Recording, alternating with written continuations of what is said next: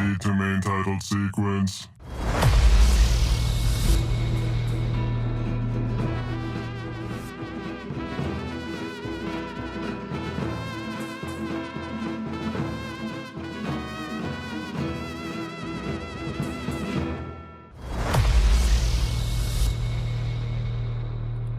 Welcome back, Screamers, to another round of Suns and Shadows cast. I am Jeff, joined as always by my co-host Kevin.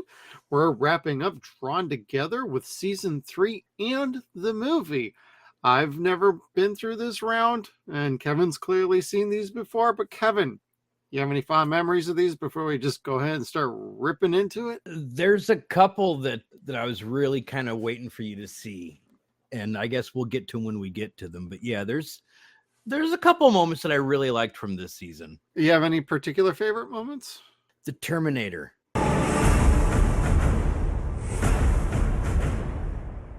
The moment where the Terminator goes to the house and Captain Hero opens the door, and they just kind of have that moment of bonding over vagina. Oh, yeah. Yeah, that was pretty good. Just the way that they were talking about vagina. There wasn't a V, there was no A, it was B apostrophe Gina. That was pretty funny. Like the bromance was strong with that one. Yeah, that episode was, that part was just one of my favorite parts. It's not my favorite episode by any means, but just that one moment between Hero and the Terminator kills me. Well, yeah, and then ultimately there's a lot of fun references like that going throughout the whole show, from like Star Wars to Terminator to the Flintstones to freaking everything in between. So there was, but I guess again, it's one of those things we'll get to as we get to it. There was more of that this season, I think, than there was previously in the last two seasons. Yeah, well, I think they needed to, because they were trying to evolve the show a little more and also broaden its scope. I don't know if at this point they were thinking about the movie or if that came a little bit later after it was canceled. But in my opinion, it's a good way to try and freshen up the show, because they started to get away a little bit away from like the actual concept of a reality show house. And just started to become more about like just the characters just hanging out in the house, and whatever's happening is whatever's happening. Right. And there's only so many reality shows to parody, for one thing, but then there's only so many like categories of show to parody. Your dating show, your Amazing Race type show, whatever. And they'd already done most of those in the first two seasons. And they stayed true to that within this, but then they would have homages to, say, like the Terminator that you'd see in here, or the Matrix. Wait, no. Oh, yeah, with Toots. The Matrix. They did the Matrix a couple times, and that was pretty great. Well, the Matrix, and then the second Matrix movie. What was that? Matrix Reloaded, I think. Yeah, Reloaded, Revolutions, and then Resurrections. Yeah. Yeah, but I like the Animatrix. That was much, much better than the fourth movie. Whoa. Because they kept doing like different designs and everything throughout the show with a lot of characters, just because of the different characters and their styles from the previous eras or whatever form they were from. I still don't think they quite got an anime character in this show, like at all. I mean, you could kind of point at Xander because he was video gamey, but it wasn't quite there, and Ling Ling wasn't really true anime. He was just kind of a Pikachu ripoff. Yeah, the Gash character, again, was the same thing as that. Blatantly so. No, I think you're right. You really don't see that scope of character. Is that too serious of a character to parody? No, but there's a bunch of different animes you probably could have hit up to do something like that. But question is how would they fit in this story? You'd almost have to do like a completely different, like Iron Chef or something, and have somebody come in like that way, or a Hell's Kitchen, or Diners, Drive-Ins, and Dives. I know I'm mentioning like what the hell's he talking about? This is a stupid cartoon. They were referencing so many other shows that it wasn't just the reality shows. They were spoofing a lot of other things. Hell, even the Star Trek on the holodeck was a spoof during this season. So there was a lot of fun to be had with just about anything pop culture related. And it all made sense within its own wild, crazy world that everything existed in. And ultimately, it was a lot of fun. It really was. And they, in regard to the different characters and the different franchises, they didn't restrict themselves. Like anything within animation, they could bring in and be a part of. And if it was live action, then there is, which I think we saw the live action episode last season, but then there was one, I think you see them here or there, just little live action figures. Yeah, little clips here and there and figures, yeah. Yeah. Like they'll bring those in very scarce, but otherwise everything's game. And if they can't show something legally, then they'll get the actor or actress to come in and portray that character that vaguely resembles Lois Griffin or Stimpson J. Cat. Although they certainly brought in Tori Spelling a few times into this show, but that was kind of funny. What do you have against Tori Spelling?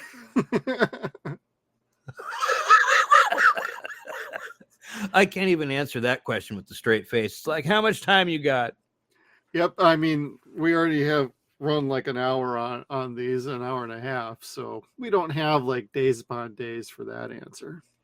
Yeah, that's true too. Well, they also like reference like the A-Team a few times. My favorite is probably when they were messing with the theme and like the NRA versus what was that episode? NRA versus Ray. You know, Ray is the grandma and Judge Fudge. That one was so wild. And then because they banned the assault rifles, how does the A-Team theme sound now? And if you can afford them, you can hire the A-Team.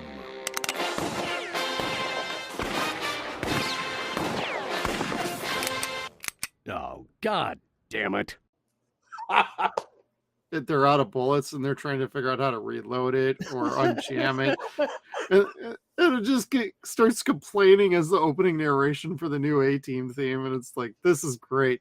I have that listed as the single action A-Team. That was so funny. Well, and then in the Spelling Bee episode, they actually have the poor Hindu guy actually looking like Mr. T. Oh gosh, they did. That's right. Yeah. Oh, and the two people just got fired from the 7-Eleven down the street. Oh no, Mom and Dad got fired. Mom and Dad got fired. I was like, oh God, no. Like, this show is so wild and crass. It's off the hook. I mean, I know that's partly like why it got canceled is Comedy Central didn't want to have too many shows like this on their network. They already had like South Park, and they didn't want to have another one that was just as wild that wasn't doing as well in like say like the ratings. Well, that's the thing. I think this was a personal issue as far as them getting canceled. I don't think it had anything to do with their ratings. They were being told that their ratings were pretty good or were doing okay, for lack of a better term. Okay. And I think it might have been one of those situations where someone came in and was like, I don't understand this. This is ridiculous. I think it was a lot of what you said, where you already had South Park. And at the same time, you are also having to pay Dave Chappelle how many millions of dollars for season 3? Well, and he wasn't, and that even became the butt of a joke. As well as like, was that in the movie where they referenced it where it's like, you got all this and not enough Chappelle? No, that was in the final episode of season 3 during the clip show. They're like, why are we getting canceled? Because there wasn't enough Chappelle. Enough Chappelle, and then I think that's where they had the Daily Show joke, wasn't it? Yeah. Where I do like Jon Stewart. Yeah. The funny thing with that makes me laugh is like I remember Jon Stewart from not Lip Service. What was that MTV dating game? They'd have him come out as like Cupid. Oh, was that the one with Chris Hardwick and Jenny McCarthy? Yes. Was that Remote Control? Let me look it up. I don't know, but he started out there like they'd have him dressed up as Cupid and come out with like different props and stuff. And it's like, well, they were in Singled Out, which was the Chris Hardwick Jenny McCarthy show. okay, that's what it was. Okay. It wasn't bad. I watched that I will admit, I watched that show for as long as Jenny was on it. So I think probably the first like 3 or 4 seasons. Looks like it actually ran from like 1995 to 2019. Holy crap. Originally ran 95 to 98, but I think it got rebooted or something after that. I don't know. We're talking about a different show, but that is kind of funny. Now I just have Jenny McCarthy making faces stuck in my head from like 30 years ago. And like, why was I thinking that was cool? Anyway, it's not the only thing that's stuck after checking out Jenny McCarthy. That's true. Giggity. That episode was fun. My boss had that like in the back office to like show new people when they'd come into work. And it's like, Mike, you don't need to do that, man. Not everyone cares that the curtains don't match the carpet. Right. Oh, well. He was super proud of it. Like, it's my girlfriend. Sure. Future ex-wife. Gotcha. Yeah. Yeah. One of those kind of things. She was everybody's future ex-wife. This future ex-wife, Toot and Barney. Oh my God, Toot. Oh my God. You know, every time I was starting to feel like they weren't showcasing a character, they would come around and showcase that character. So they had a very good balance going, I thought. They did. And they were able to mix and match with different characters and still make it fun. Well, yeah, Toot and Ling Ling. They had a great team up and chemistry going on. I'm like, okay, that works for me. Yeah, like their donkey show was hysterical. It was oh God, nothing but the fact that they had a donkey show together was fantastic. The donkey's like, I'm sorry, even I have standards. Carry on then. Carry on. Toot and Ling Ling's donkey show. And that was just the great thing about the show is when you thought they were just being dirty to be dirty, they would do some old-fashioned type of joke. Oh, yeah. That wasn't dirty whatsoever, and you're still sitting there laughing because you weren't expecting that type of humor. Oh, yeah. There was multiple times. It was either unintentional humor or it was an older style of humor that I'm like, I don't think a lot of like younger people would pick up on that when this was on air. I mean, now that they're older now, and if they were going to revisit it, and I would encourage anybody, if you like your mature cartoon, look no further than this one. It's 3 seasons. You can get it very affordable off of Amazon. It's on Paramount Plus if you have Paramount Plus. It's very accessible. You can even rent it off of freaking Amazon Prime Video. The seasons are like maybe $10 a piece, but if you're going to spend that money, get the DVDs for like $16. And if you're going to do that, here's a little spot for you. Go to our Amazon affiliate link in the description below. Hit that link, place an order. Amazon will throw us a couple cents. That's my little spiel for the day. But it's a great show and great balance. And it also comes with the movie too. See, that's cool. Mine didn't. Of course, when I bought mine, the movies weren't out yet, or the movie wasn't out yet. Yeah. So, like, I think when I randomly went to Walmart one day and was looking to see what movies were new, and I saw that, like, my jaw hit the ground. Like, I just found, the real Holy Grail. I was like, oh, they're back. Gotcha. And then to your point, because you were saying that you had opinions about the movie, I did too the first time around. Yeah, I have opinions about the movie. I mean, the show, really good for 3 seasons. Ultimately, overall, quick assessment on that one. And we'll break it down a little bit more as we go along. But then you get to the movie, and I know it had the same creative stuff, but I feel like if you're going to go straight to the movies, I would have preferred they go on a little bit more direct of a route with the theme of what the show was really about. as a reality show, not the cast members trying to uncancel their show and crazy things happen, even though there's lots of great moments in it. And there is some things to enjoy out of it. But as a whole, I don't think it really worked. I feel like it got too far away from its concept. And I would have had it more of placed in, I don't know, maybe like a Survivor where everybody's trapped on an island and they're trying to get off, but they're also trapped on an island with like 3 or 4 other groups. And so you got 3 or 4 other different sets of characters. You could do as much wild of a story as you could. Keep it simple. You don't have to worry about your animation budget too wild, just some of the characters, but like the settings, you can replay things, whatever. You could recycle scenes. In the movie, they recycled scenes a few times. And so it's like, oh, you're just trying to pad. Oh, that's a little too bad.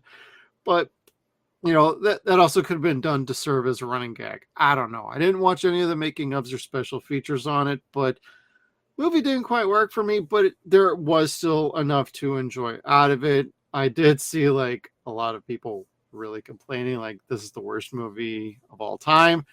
You haven't seen too many bad movies, have you? And some movies are worse than others, and some are so bad they're good. Some are just so bad they're so bad. I wouldn't lump this into the so bad it's so bad, but I would say it's kind of teetering on where it falls for me. But you know, I like some of the character things. I didn't like some of the character things. I didn't like Clara getting offed. Maybe they're setting that up for a sequel and she'd come back as some robotic psycho. I don't know. But overall, I felt like it got too far away from the show. And trying to do something bigger, broader, and more and larger in scope. How I look at it as they should have done what South Park Bigger, Longer, and Uncut did. And I know, why are you comparing it to South Park? It was its sister show on the same network. No, I'm saying like South Park. Like the show ran long. That's a great show in and of itself. And then when they did the movie, they went bigger, badder, and awesome. Same thing with like Beavis and Butthead. Bigger, badder, awesome. It still stayed within the confines of what brought that show to popularity. You just made it bigger, better, and more awesome. This was a little bigger. It wasn't better, and it wasn't awesome. I think they got too far away from the core concept of the show. And that's where ultimately I think it falls apart. Not to say anything bad about the creative staff or anything like that. That's the choices you made. But ultimately, I don't think the movie works. For me, where the movie fails is its time. It has a handicap due to time. You don't get everyone having that shining moment, as we'd call it, a WrestleMania moment, within that 80 minutes. It's mainly Foxy trying to lead the group to make a point land to get the show saved. It's very little about Hero and Xander, very little about Xander and Ling Ling. It's all background type stuff. Subplot, and it's Xander took a backseat more so than I would have liked to have seen. I think that's one of the biggest examples I can give where it didn't work for me. And it was 71 minutes, not 80 minutes. Oh. 1 hour, 11 minutes, including credits. And it still felt like it was about 20 minutes too long. And may I also say that there was the segment where water was filling up inside of the carriage that they were in. Okay, I actually love that part because they brought up it was a Spaceballs reference.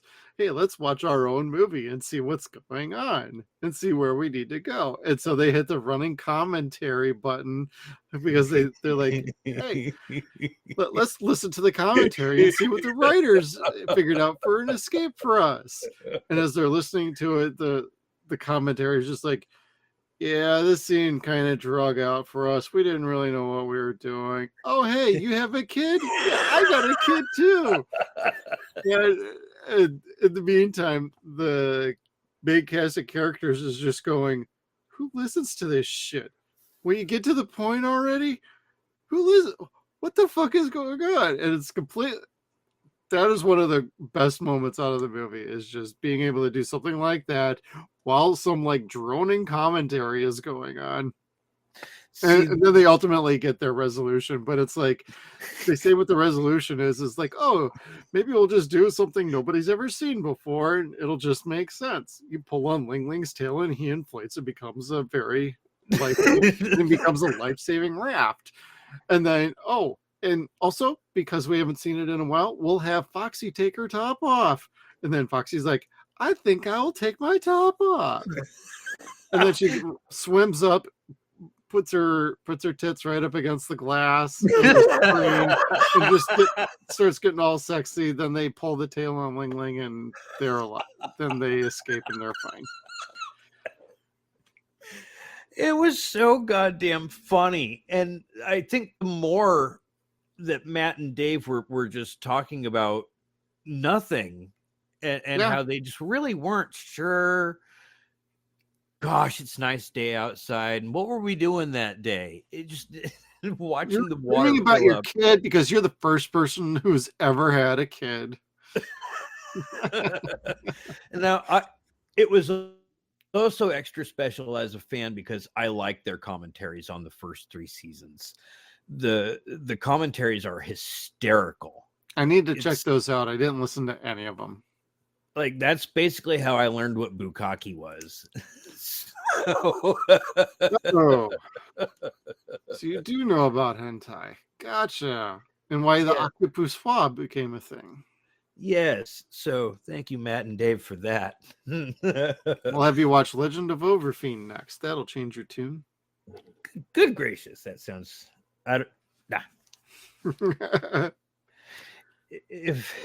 If the octopus swab is one thing, I don't think I need to see much more of that. We just finished watching both of the Thing movies. Well, I haven't seen the second one yet, full disclosure. For our YouTube followers. The first one has tentacles galore, all flipping around and gross. And we saw that the week before that on Carpenter's In the Mouth of Madness. He likes tentacles flipping around.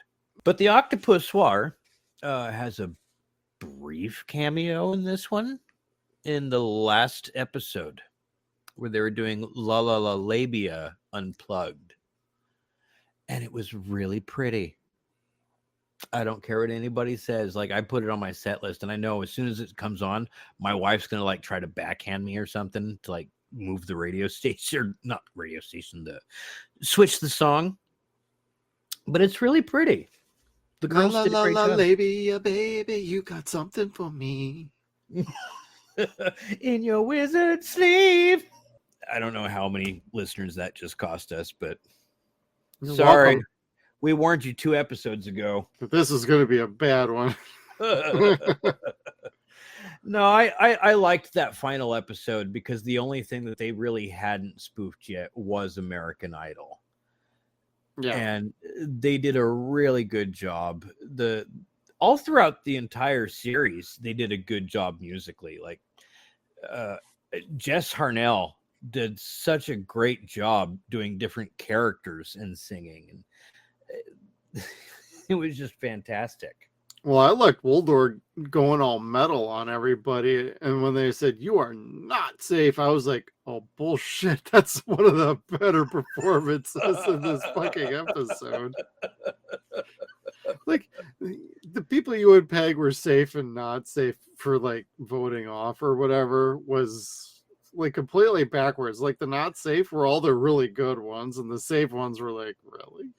Yeah, like sitting on the ultra like fine plush shag. No, it was like the Austin Powers bed. Oh, yeah. That had the shag on it. Whereas the not safe zone had like the chair from the beginning of the Tick, where everything was going to destroy you if you move. Oh, right. Or like every single booby trap from Saw was around them. Well, there's certainly enough boobies in this show. There was so many more boobies than I expected to see this season. Was not expecting to see Woldors for as long as we saw them. Well, and then in the movie, we got to see live action Moldor, and that was a sight I did not need. Did you watch that in 3D? No. Ah, Was I it did. actually in 3D? I mean, I wasn't sure if that was just a gag or if it really Yes. was in 3D. Okay. Yeah, it is on the DVD. At least the one I have is. They don't come with 3D glasses, but fortunately, I got some of my Friday the 13th 3D. Exactly. The ones I pulled out were from Night of the Living Dead 3D. Nice. That was only that name. It had Sid Haig and not much else more to do with Night of the Living Dead. All right. But it was in 3D and they came in handy today. No, we're talking the old anaglyph style glasses. We're not talking the brand new 3D ones. For if you're checking this out now, this is not how that works. You got to get the old style. What is it? The red and the blue, or the red and the green? Red and blue. Red and blue. Got to get that kind of style glasses. Yeah. Because the only other like 3D scenes were like the very end and like, you know, the makeout scene with Toots and Foxy. Yeah, and it's gross, but I guess it's worth seeing in 3D. I wonder how big that was in 3D theaters back then. How cool would that have been? Now I know everyone's kind of like, why would you want to see that? That's disgusting. I just think Toot's big, like, pimple, hairy boobies, like, flopping out over the screen would be hysterical. I just do. Oh, well. Don't you judge me. God. Too late. I did like 2 episodes ago when we started this show. But no, just for the sheer fact that it was a more mature animated feature for 3D, there is a certain appeal to that. Like people would want to try that because how many others were like that? You can't say like Avatar is a complete CGI movie, James Cameron, but if you're going to go 3D, and what else do you have for options like this? There is a little bit of a novelty of maybe I will see this in 3D just to see what they did and what it's like. And for probably the most part, people probably walked out going, that was fucking disgusting. It was. And others were like, that was dope. Yes. And there's also a kind of like, it is both. It very much is both. Like, I thought it was dope because, like, wow, I just kind of saw that. Like, 3D animated sex. There that is. But it was very well done. For as good as the red and blue analog 3D can be, it was very well done. And it didn't leave you with a headache other than, God, you just saw a threesome with Toot, Foxy, and some other waitress. Oh, God. I'm trying not to think about that scene. That was Anywhere but the face, I find it disrespectful to, God damn it, I deserved that. You deserve to die for what you did. But yeah, the character changes that went from season 1 all the way to the movie, I did like that. And they stuck once the character changes happened. I think in season 2, basically Toot and Clara swapped as far as being villainous. Yeah, it seemed like that. Yeah. Toot had more of like a leading character in the last, I'd say, season and a half to the movie. And that carries on here too, I think, a lot more. Yeah, I was kind of surprised they kicked Clara to the curb as a character in the movie. She served a purpose, but they pretty much fucking killed her. Yes, and you find that out within the first 5 minutes. And so it's like, okay. And then by halfway through the movie, when they do kill her, You're like, okay, is she going to come back or is this it? No, that is it. Once she's gone, she's gone. Yep.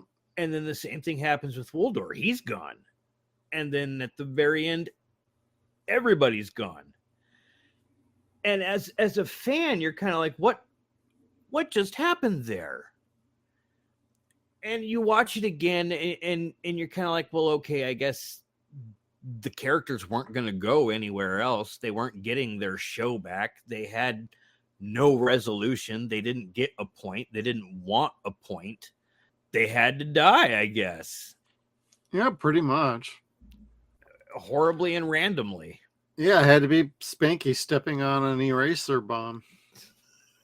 It was right after everything was fine. Like they got rid of the studio executive. Yep. They escaped the explosion. Everything's fine. They escaped Israel. Hooray! Spanky steps backwards and then kaboom, everything gets erased. But I did like the special effects for that.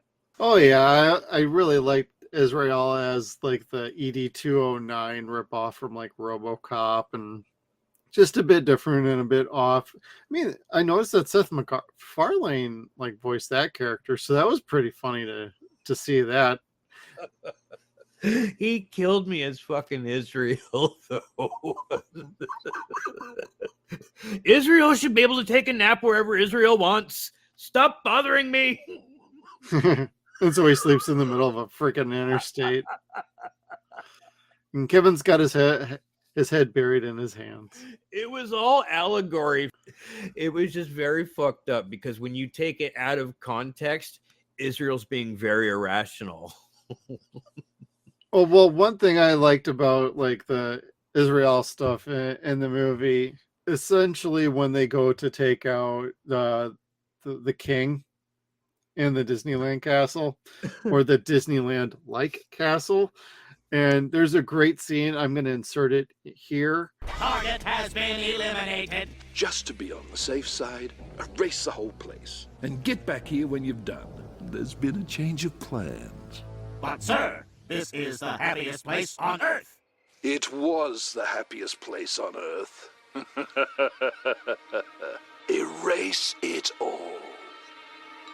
It is just completely funny. It's very timeless. It actually fits today with, oh, it's the happiest place on Earth? Not anymore. And go boom. And it's dead and gone, and there you go. So that's what you see happen with Disney, unfortunately. But they're not gonna go under. But I love the jabs like that throughout the movie. That was particularly fun, and a lot of those have aged very well, as far as I'm concerned. Yeah. Now, a lot of people would go so far as to say that most of Drawn Together aged poorly. It didn't. It really didn't. Welcome to comedy. Yeah. I mean, it's also, you can also look at it as a generational thing. It's like, when did you grow up? What era did you grow up in? What was the sensibilities like at that time? Because you largely carry that with you through your life. Things change. You evolve. You try to evolve along with it, but a lot of things ultimately stay with how you were born, raised, and grew up, and what you personally feel about particular subjects. But like comedy has always been, all inclusive. Nothing is off limits, and I go for it. And this final season and the movie, oh my God, do they go wild, off the chart, and there's no limits. Like everything is fair game and everything. And that's the only way that you should tackle that. Like if you're going to go crazy like that, just fucking go for it. I would agree. This and Chappelle Show, I didn't really watch much of South Park at that point. I don't really watch South Park now. But it had those ways of being able to make those unapologetic jokes and make it okay for you to laugh. It's going to sound stupid. Make the world a better place by laughing at the ugly things. Like, laugh the ugly things away as best as you can. Yeah, and you've mentioned that in our previous episodes too, so... Yeah, and that's, I don't know. The comedy that they had, it still works for me today. a lot of the things that they talk about actually came to pass, like Roe v. Wade getting overturned.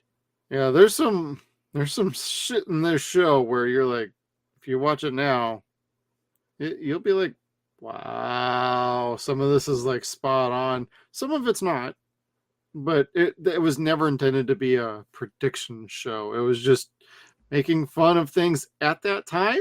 And some of it was a little ahead of its time. Some of it will tell you that, man, things haven't changed that much in the last 15 years since this show was on air. No, I really don't think they have. And whether or not you choose to be offended, oh God, I can't say that's on you, because everyone has their own different experiences. There's a lot in this show that should affect me negatively. My kids, for example, I have special needs kids. Slinging around the word retard, I don't like that. In reference to somebody that has chromosomal disorders, Down syndrome, anything like that, using the term retard, I'm not so much down with that. Doing something completely fucking stupid, that's what we used to call each other when we were kids. And that's pretty much how they use the term in this show. With the one exception where they had the unrestrainable trainable, where Captain Hero thinks that he has to go beat this quote unquote retarded giant baby. And it turns out it wasn't quote unquote retarded at all. It was inbred. So it was okay. It's like, oh my God. Now I live in South Oregon and I do know inbred people. Like the first time I saw one, like double rows of teeth and segmented eyes, like I was up against the fucking window in the car like a fucking excited dog, like, oh, you're real, come closer.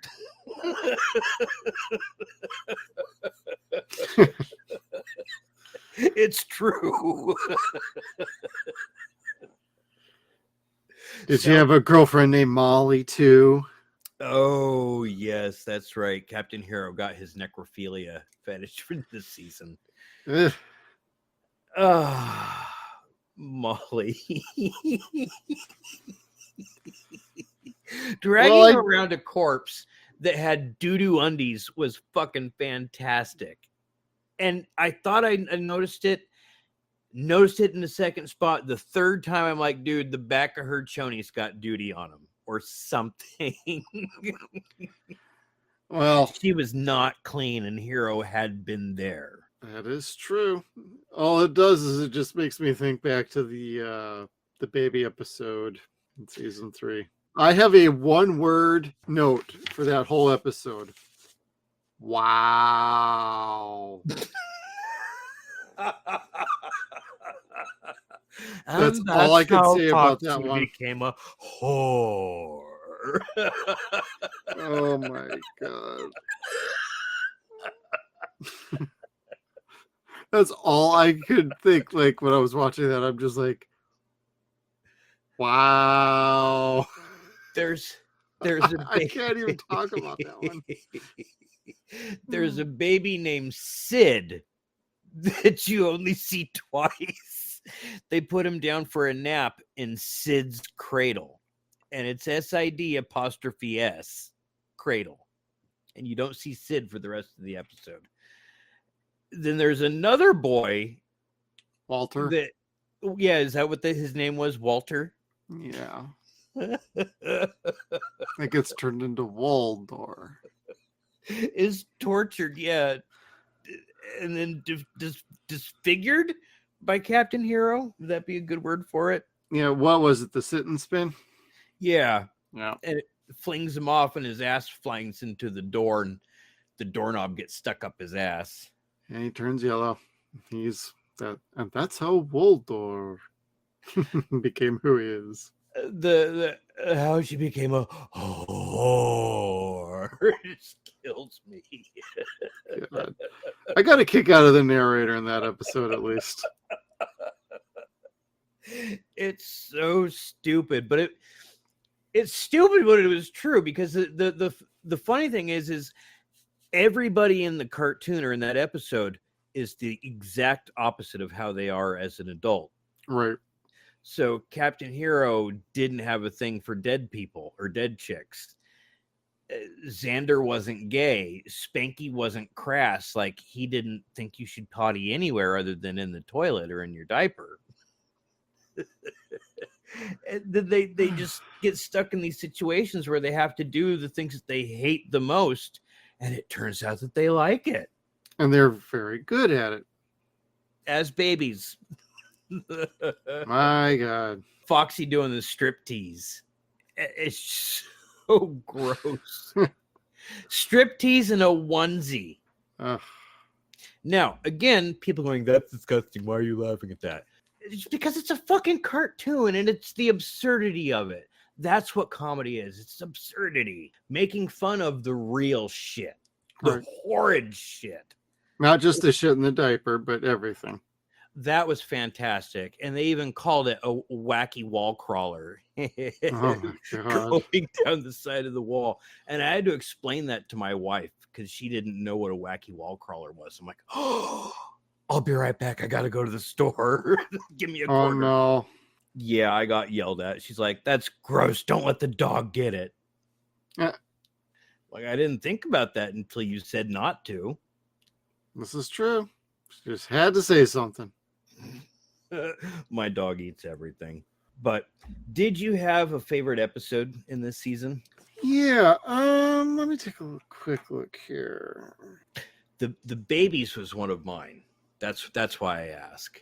That was actually not one of mine. Big shock on that one, but I didn't think I was gonna like it.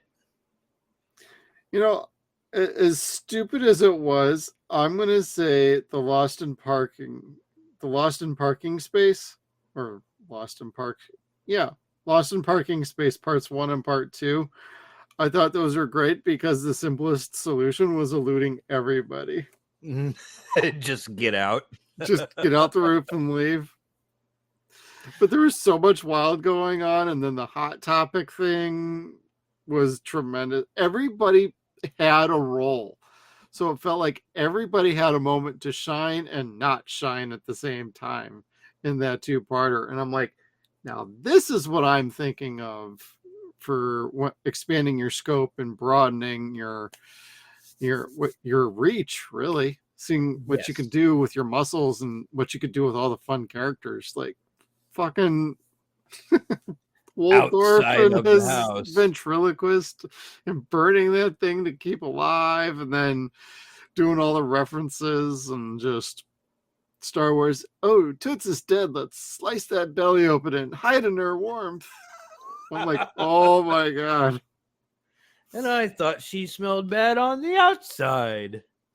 It just kept getting like worse and worse. And I don't know. As stupid as it was, I actually enjoyed that one the most, I think. But there was quite a few good episodes. We're not doing a 6-pack because it's just kind of hard to go through that. I'd almost rather drink a 6-pack while watching this show. Yeah, and I say that with happiness. I know there's a lot of people that would want to drink a 6-pack in order to get through this show. That too. I would drink it in celebration. I used to be an alcoholic. I fucking love booze. But in fact, I've gotten drunk many a times watching this show when I first moved up here. I am not surprised. Well, like my brother's friends would like want to go out into the fields and shit and go drinking. Like, you want to go drinking with us? I'm like, no, I'm going to sit right here, my lazy boy, and watch this fucking show and get drunk off my ass. There you go. Yeah. Did not have the highest aspirations in my mid-20s. Not like now. I'm still watching the same shit. So you were a little bit of the wall crawler yourself, but you're running around in the walls trying to give Toots everything she ever dreamed of, dear diary, because you are Ray. You are Foxy's little kid. Oh, golly. I did and I didn't like that all at the same time. Yeah, I know what you mean. The weird, wacky creepiness of Ray Ray, I didn't really care for. It didn't bother me. I just didn't really do it for me. It surprised me because I always thought Ray Ray was Foxy's son, not her grandson. But you do hear later on that, she does reference that she does have a child named Ray Ray. In fact, I think it's the movie where they see the aborted fetus tornado, and she's like, "Oh, hi, Ray Ray, number 2 through 7." Oh God, yeah. I forgot about that actually. Numbers 2 through 7. Well, that just reminds me of the Uncle Ben episode. I was just like, oh wow, they went there. Uncle Ben's Rice, where Ling Ling was going through child services and whatnot because he really wasn't 21. He was really 3 years old. And then they end up at like freaking Foxy's father's house ultimately. And it's like, God damn. And then he just checks right back out. I'm going for a pack of cigarettes. Yeah, bye-bye. I'll be back in a little bit. Oh, and my plane ticket, and my suitcase, and my money. It was just like, oh my God. I forgot about that part. No, what I had been waiting for was in the episode 301 where she'd been waiting for her dad or waiting for Papa, and she looks up to see how long it had been, and you see the counter, the giant clock. Yeah, that was probably my favorite stinger too. Yeah, for this season, 12-Year-Old and Donkey's my favorite stinger. Again, a bunch of people are like, click. I don't know anybody that does donkey shows. I have no comparison for that. No anecdote. Moving on. Yeah.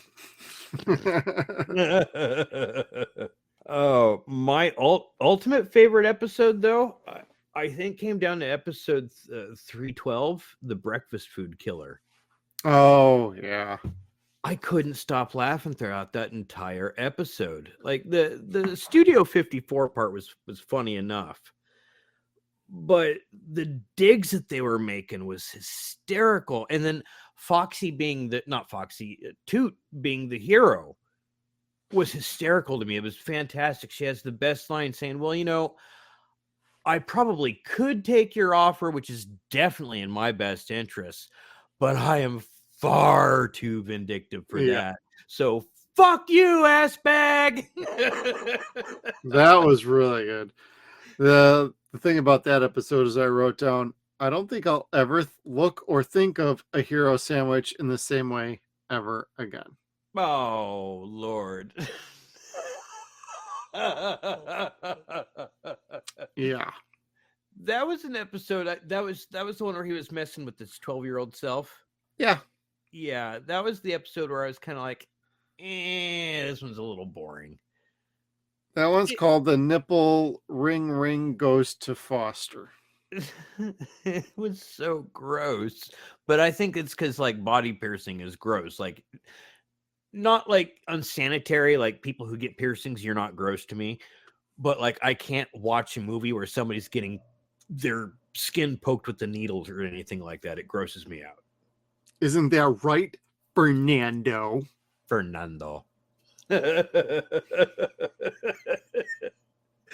I love Xander's boyfriends. And there was an episode where you see Xander and Captain Hero come down to the living room in hero PJs. Yep. And Xander's wearing the pants and Hero's wearing the shirt. And it was the funniest shit. And they start off that scene by saying, Wednesday morning is guys' night. And so you're just kind of like, wait, what? It's just such fun, crazy absurdity. I think probably one of my other favorite moments was when they were talking about the drawn together drinking game. Every time something gay happens, take a shot. They didn't even make it past one episode. They were all gone. The boy, did some antics ensue. That was the Charlotte's Web episode. Is there anybody out there who didn't think that this would go gay? Oh, God. That stinger kind of lasted a long time. Like, some of them I just wanted to fast forward through, to be honest with you. yes. And by stingers, it's where the credits are rolling and they're just playing a clip, and it just seems to drag on, and then it ends in an explosion. Yeah. And most of them are pretty funny. Yeah. Others, they don't even really do a special stinger. Like they had the one for Captain Hero going in and out of the sperm bank. That one was okay. Yeah. It was Ling Ling constantly getting rolled over by the giant boulder was pretty hysterical. Oh, the giant marshmallow. Yeah. Yeah. My favorite was Xander just going, "I'm going to be late. Oh my God. Oh my God. Oh my God. Oh my God. Oh my God. Oh my God. Oh my God."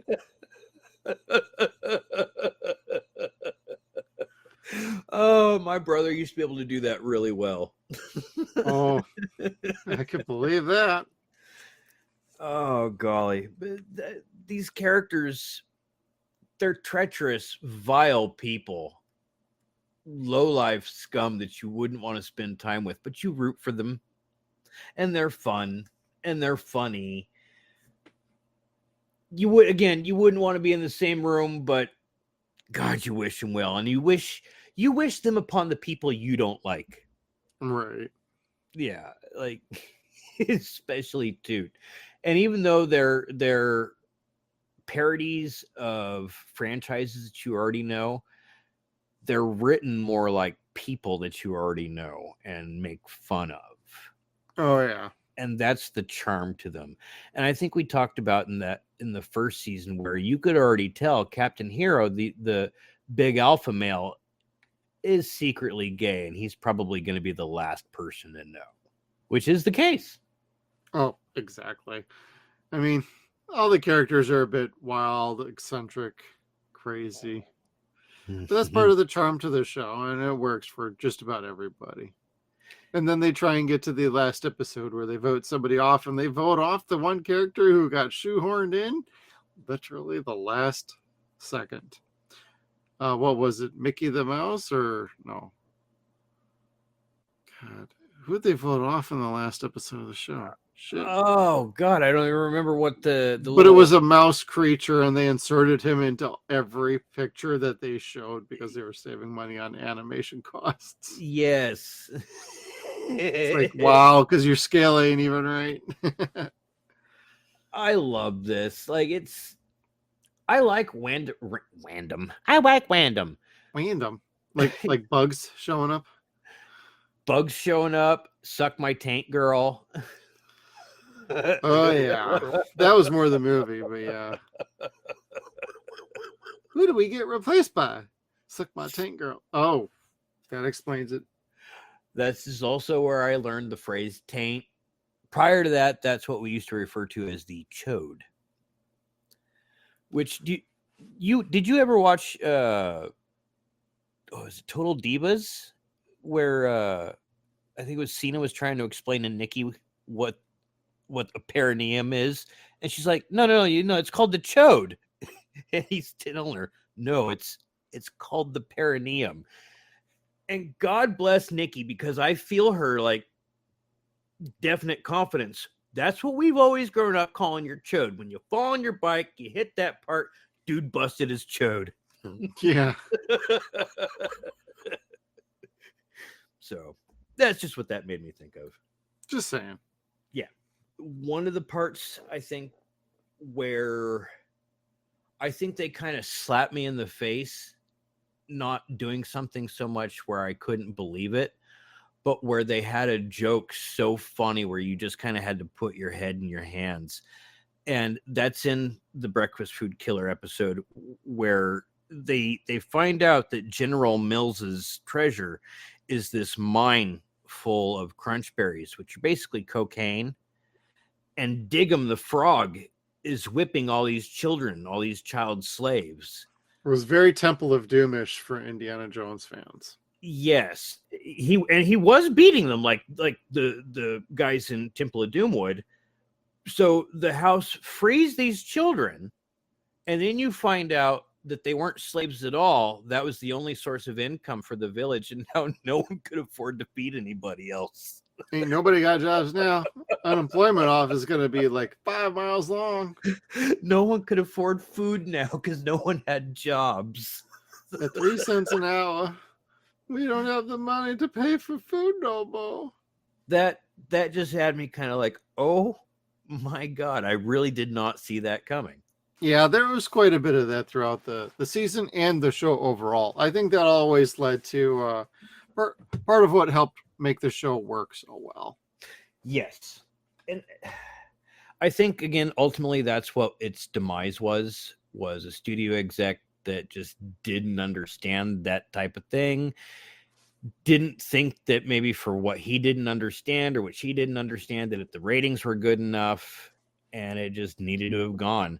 And it's really unfortunate because it was one of those shows, like I said, where it could make your life a little bit better, or your world a little bit better by laughing the terrible things away. Right. So, can you laugh all the terrible things away in this world? No. But you could make your day a little bit brighter, and God help you, if you could tell good jokes, you could make somebody else's day brighter, not just your own. Yeah, exactly. I mean, you could play this show in the background.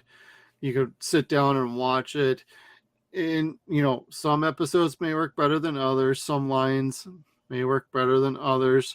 There'll be a time you might just pause, think about what was just said, and then just start dying of laughter. Being like, I didn't think I was going to laugh at that, but that was super fucking funny. And if that doesn't help you escape, that's what TV shows are supposed to be. Give you and provide an escape from whatever you're dealing with in your regular life, whatever it may be. And this is the kind of show that at first, because this is Kevin, he got me into this show for our podcast here. And I'm like, okay, I guess I'm going to watch this show. Within 5 minutes, I'm already laughing my head off. I'm like, okay, this is all right. And then as you go through the show, it's like, there is something to this show. There's a reason it lasted 3 seasons and ultimately got a movie. And there's a charm to it. It's wacky, it's wild, it's overboard, it's over the line, it's wild, it's extreme. That's just the show for you. And what you ended up getting was something that is a great escape. For some, it may not be a great escape for others, but that's okay. We don't all have to like the same thing. So that's just my opinion on that. Yeah, and we wholeheartedly understand that this is an assault on many people's senses. So, and when we say we apologize if you felt higher of us and us laughing makes you think less. Just to point out to everybody, we are following this up with one of the greatest shows ever made that got canceled. So stick with us. You're going to enjoy what we're doing next. Don't be a number, be a free man. We're going to be doing The Prisoner, starring Patrick McGowan. Oh, that's right. That's right. If I read the memos, I would know that. Yeah, if you read any of the stuff I write. I'm messing with you. No, we're doing it. That is a great show. It's way more serious, and we try to break up what we do on this show so that we got a little mix of everything, because there's some shows that have been canceled that you're like, man, I wish they'd talk about that animated show. I wish they'd talk about that sci-fi show. I wish they'd talk about that Freddy show that nobody talks about anymore. Yeah, we gotcha. Hey, we started this whole shindig with Ash versus Evil Dead, and if that doesn't tell you what we're into, nothing will. That's true, because there's really nothing on here that isn't really on Ash versus Evil Dead at any given point in time. Or they make a joke of it's, there's some things you can tie back to each other, like, oh yeah, a little bit of this, a little bit of that. Yeah, both. You're going to see a cock ring in both shows. Which my head, it's up the butt. It's up the butt. If you do go to watch this on Paramount Plus, it is censored. So if you're into the gross, nasty jokes, maybe look for the DVD uncensored. If you have kids around and maybe you just don't want that sort of thing, go with the bleeps. That's Paramount Plus. some of the DVDs, they do include the bleeps, but when you get to the movie, they actually make that joke of, hey, I could start swearing. So they start popping off a bunch of swears, and they go into like the full frontal nudity for Woldor and everything. So they do make it a point to acknowledge, like, this is what's going on. I think one thing I will point out, though, because I did see this, I think I watched a couple episodes on Prime of the first season, which I thought was free, is that the subtitles don't always match up with what they're saying on screen. Oh, really? Yeah, they completely miss words. Things are misspelled. I think that's just their auto program, but they actually avoid the swearing up the wazoo, and they get a few things wrong, and sentences are missing, things like that. So if you're into the subtitles, you're not gonna be very happy about this. Oh, bummer. I That caught a little sucks. bit, and I'm like, yeah, I'm just gonna just gonna have the normal audio going. I'm not gonna. And then I got the DVDs, and I'm like, I'm just gonna watch off of this. Yeah, I tried to sit inside the house and watch it on the tablet on Paramount Plus. I got one beep into it, and I got up and came out and sat in the cold and watched it on the computer instead. It's like, nope, watch the Can't do it. DVDs. Nope. I like the crude aspect to it. I like that shocking absurdity, gobsmacking. I like their ability to go out and know exactly what's gonna fuck with people's sensibilities. Oh yeah, they don't hide it. They don't sugarcoat it. They just do it. Yeah, and if you watch the special features or listen to the commentary, they're just talking about the stuff that makes them laugh. Right. And you listen to the writers, and it's just like listening to a bunch of people in the college dorms talking shit. It's hysterical. Right. Irrelevant, but hysterical. Kevin, you got any final thoughts before we hit up some social media? I do. There was one episode that had me just dying, and that was the cereal episode. Yep. There was one quote throughout the entire show that killed me. Just one? Killed me more than anything else. Captain Hero gets a pistol. We talked about this earlier with the single action 18. Oh, I know where you're going. And he accidentally shoots a squirrel in the head. And everyone freaks out. And he's the first to freak out because he didn't mean to do it. But he liked it. And he just instantly goes sociopath and instantly goes full right wing, gotta have every type of gun, bigger, better, laser cannon, everything. And they go duck hunting. So, of course, they're playing duck hunt. And he hits one duck, and then it goes to get the second and third and misses, like all 6 shots. he gets this just ginormous gun, and you hear this great enthusiasm in his voice. Fuck you, duck! And just blows it up.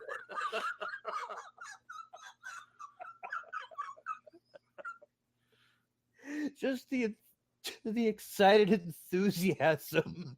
If you've ever overkilled anything, just that's the phrase that he was saying it. And Video Gamers World Round just went, yeah, motherfucker. That's how it's done. Yeah, so if you're playing like Call of Duty or some shit and you blast somebody, fuck you, duck. Oh, but again, lastly, I had for that, thank you to you for enjoying this. It was a gamble.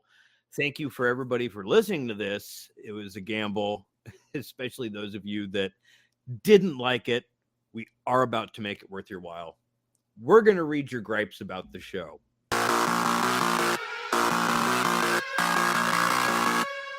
We also have a lot of compliments to the show too, so there's more to apologize for there.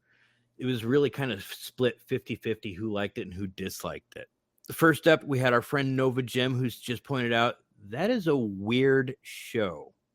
Yes, it was. And I don't think that it was ever like duplicated really well. Like the only show I think that was like it previously was Harvey Birdman, and they even had Harvey Birdman in this show as a character. Yeah, that was a very blink and you miss it. Yeah, and it was very meta too. So I mean, it was neat.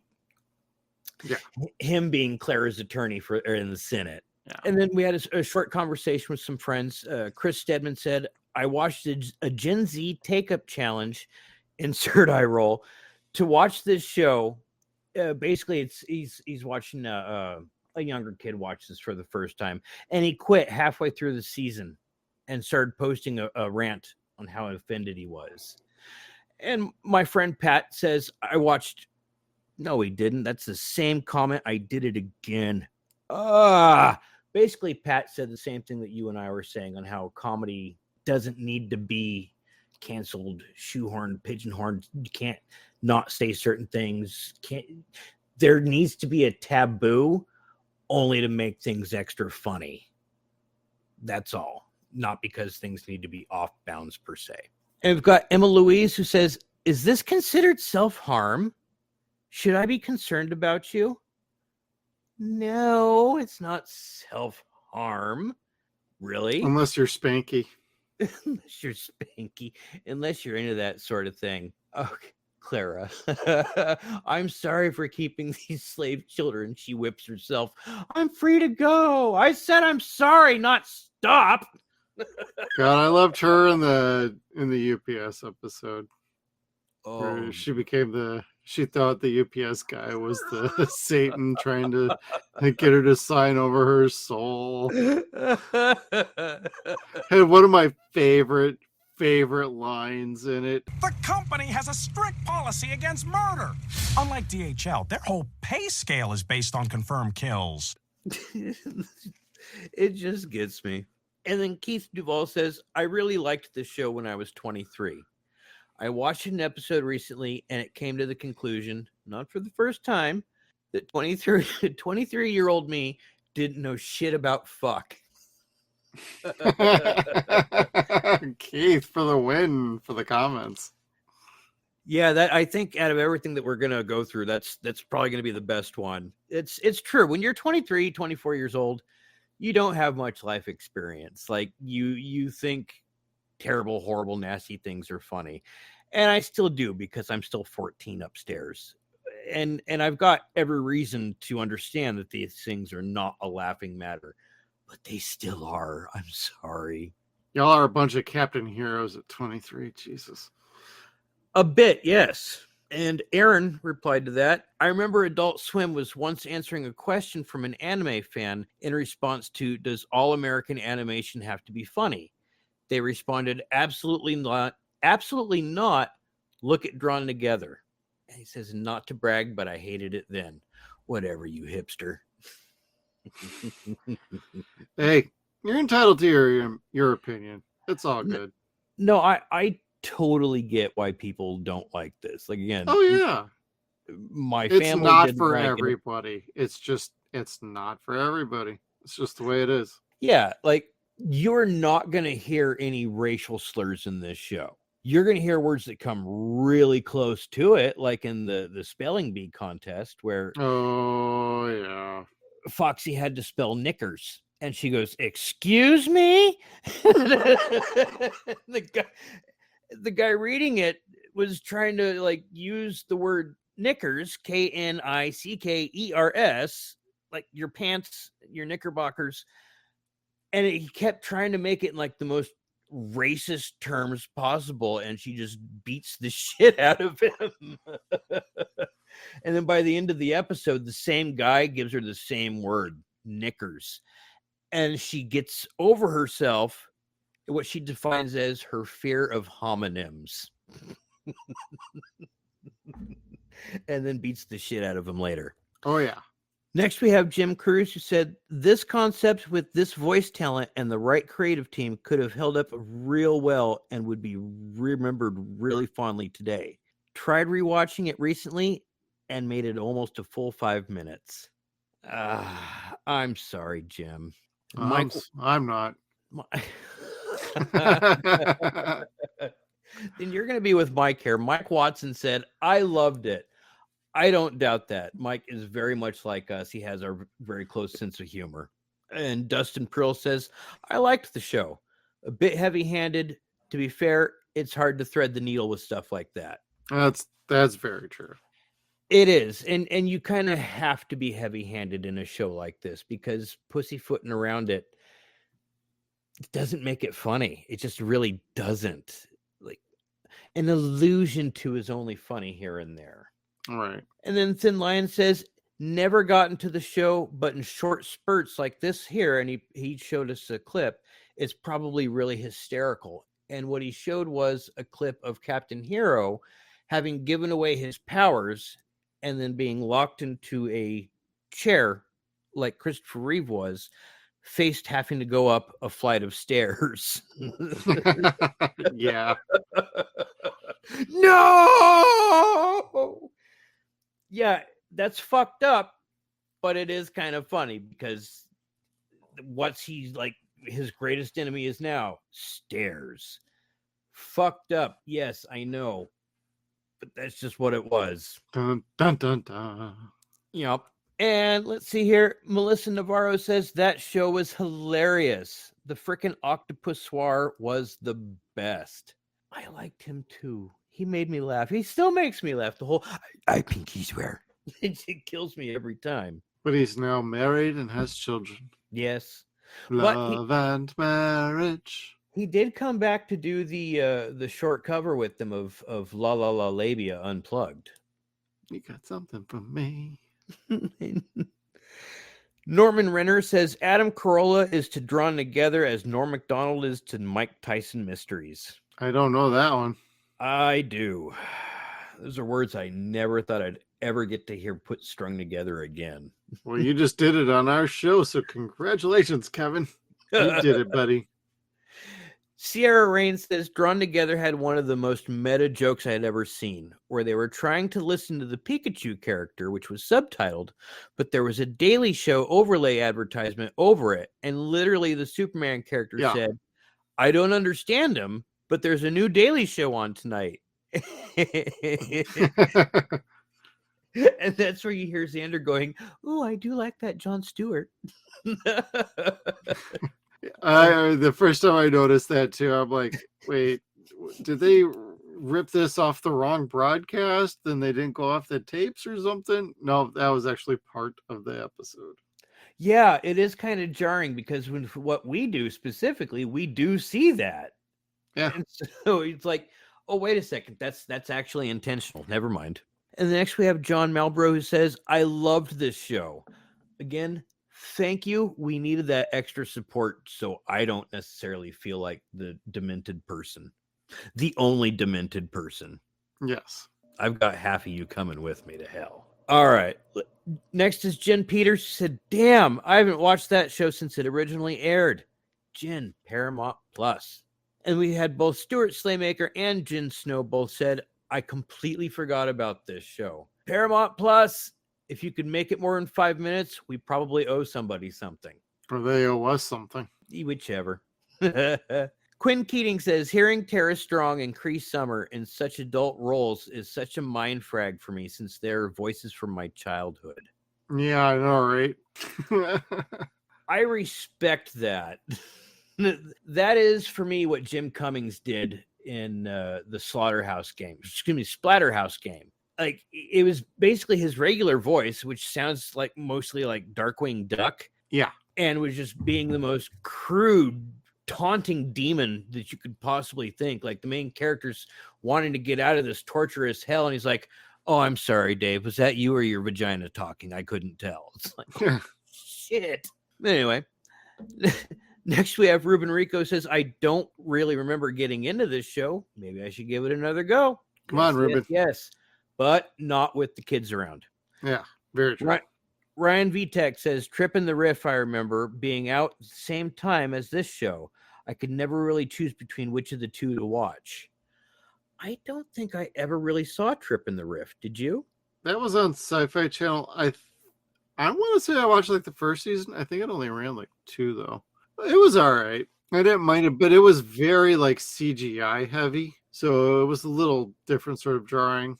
Not in the same kind of like reboot kind of way, but it was interesting. It had a good flow to it.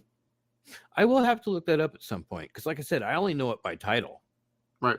And it sounds cool. And next we have Joe Goes Over, who said it started out fine, but it felt rather stale and played out by the time that they did the movie, which I'm fairly certain I only watched once and found boring. I haven't watched the series in years, but I wonder if it holds up better than the Ren and Stimpy. That's an interesting question because, of course, the creator of Ren and Stimpy turned out to also be a child molester. So Ren and Stimpy has a Lost Episodes DVD. And if you haven't seen it and you like Ren and Stimpy, go out and find it. Shiv whoever you have to for it. It is extremely funny. Its tagline on the front of the box says, "What we couldn't show you when you were kids." And it's true. There's bikini waxing, there is Baywatch ball swinging back and forth in a banana hammock. There's a whole lot of raunchy shit in this. Ren gets Stimpy pregnant. So it depends upon what era of Ren and Stimpy you're really talking about, how that compares to this. When you were agreeing with Joe saying that it got boring come the third season into the movie, I don't think I got bored until the movie. I was agreeing with it was feeling a little stale. Yeah. And I think, like we said before, that's why we started seeing more of the pop culture references and less of the animated, or excuse me, less of the reality show references. I don't know why people watch reality TV. It's drivel. This is the only one I liked because it was making fun of everything. And it's dirty and racist. David Watson says, I thought it was funny. It's too bad you can't find the direct-to-video movie anywhere. And it is on Prime, you just said, right?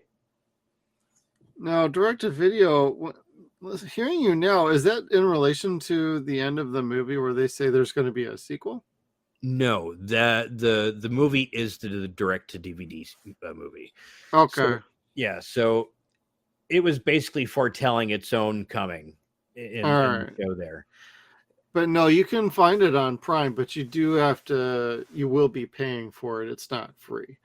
Or you just get the DVD or the Blu-ray. Those are out there too. Yeah. And it's really not that bad. It's just not as good as the show. Right. It's a nice bookend. It has Seth MacFarlane. It's got some really funny jokes that are really culturally relevant right now. But otherwise, no, it's not as good as the most of the seasons. And then Dennis says, it was crazy. It was fun. It had great voices behind great characters. This is one of the more star-studded cartoons that I've seen. Oh, I'll say. Yeah. Philip Baskett said, it started strong, meandered in the middle, then threw itself fully into a game of can outgross itself or offend everyone more than this. That lasted through cancellation and the horrible DVD movie. Yes, sir. Yes, sir, it did. All the way to the part where they get to Make a Point Land, and she's talking about shows that just do things just to be gross. And she looks over and the entire cast is just getting in a circle jerk just because. So, yeah, it does do that. Oh, yeah. And then Jimmy Koick says, I'm actually rewatching it right now. Some of the jokes definitely didn't age well, but even at its worst, it never felt hateful, just stupid. So, that's a good point. I could deal with that. Overall, it's still pretty funny, if for no other reason than listening to Tara Strong and Cree Summers swear at each other. Yeah. The VAs made this show. They most certainly did. Yes. Running Geek Girl says, I watched that entire series an embarrassing number of times. Oh, I bet it's not that embarrassing. Not to me, anyway. Rex Thrillhouse said, hard to pick the worst thing Adam Carolla has ever done, but this makes the short list. We clearly haven't seen most of his works.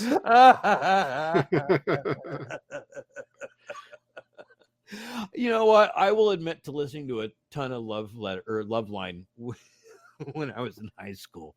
Oh, boy. I used to think he and Dr. Drew were so cool. Like, I don't know why we listened to them, but we did.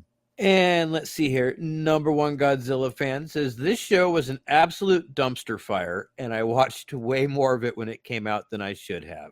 Yeah, but that's why you got that funny sense of humor, though. Of course it's a dumpster fire. Sometimes it's just healthy to look at that. It's healthier to look at a controlled dumpster fire than a real dumpster fire outside. Me personally. Anyway. Fuxi says, an ugly show full of low-hanging fruit humor. Somehow I have season 1 on DVD. If anything else, they do make nice coasters, or they have a resale ability. A little bit. Yeah. And Robbie Sherman from Conversations with Robbie Sherman said, interesting. I hate this thing and wonder what you're going to say about it. It's mostly out of the popular public consciousness from what I can tell.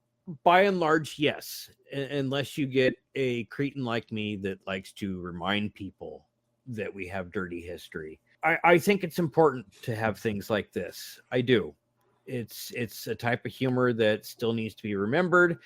It's talking about things that we need to remember that we were like, things that we are, and try not to be. So, I mean, if we could try to figure those things out while laughing at disgusting things, okay, I'm down with that.